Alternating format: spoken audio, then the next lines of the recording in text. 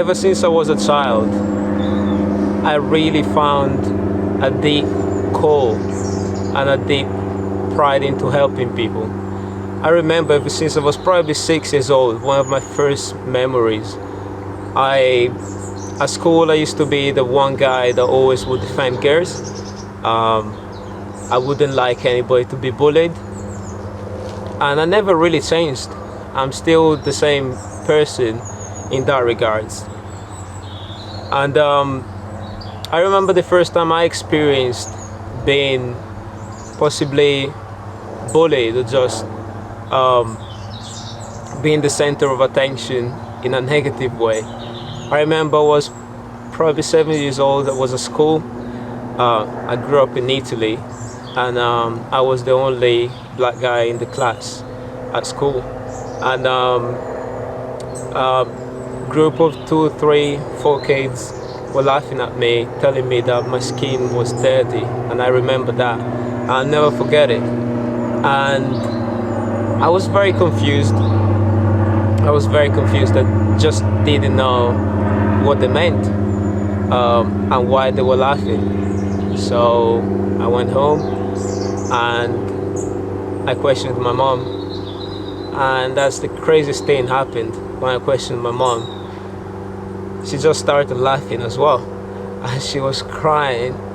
She was just crying, and I was so even much more confused now, thinking, well, everybody's laughing about me today, what's going on? Then my mom stopped laughing, and she just told me, I feel like they were the magical words that I needed to hear.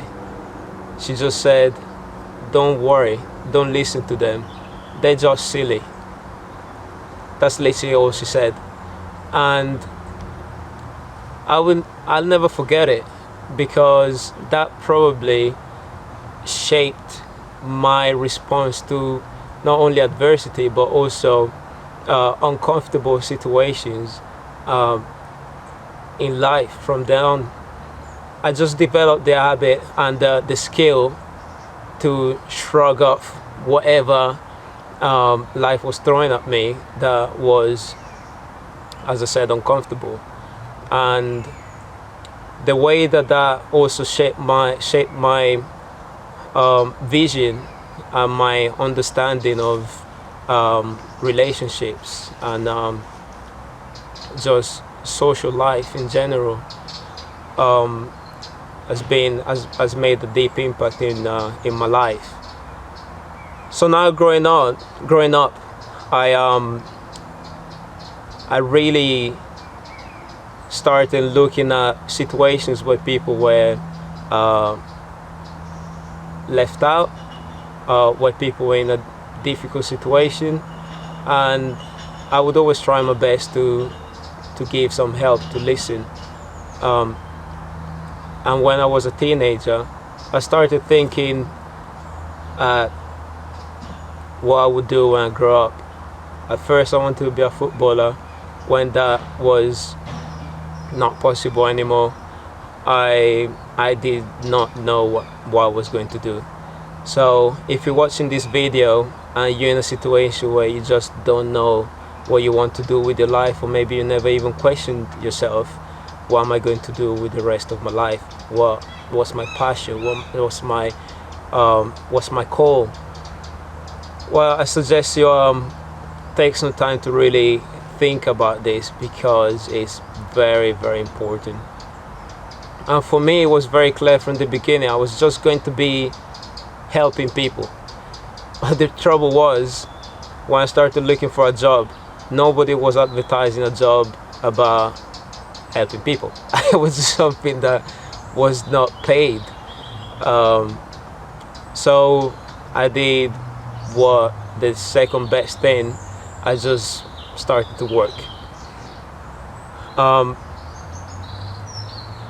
But there's something very good that happens these days, which is pretty much you can make a career, you can make something out of pretty much anything these days.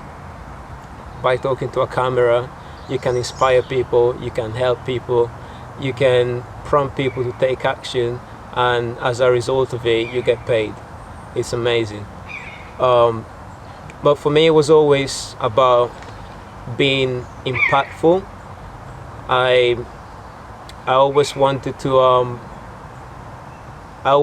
be there in tough situations for my friends, and I've had tough situations myself, and where my family and my friends being close to me, I saw how much of an impact that had made in my life.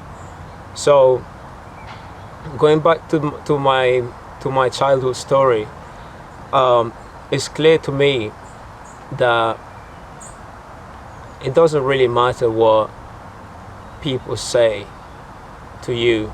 That's not a reason for you not to live up to your fullest potential and to aspire and to get inspired to be more, to do more.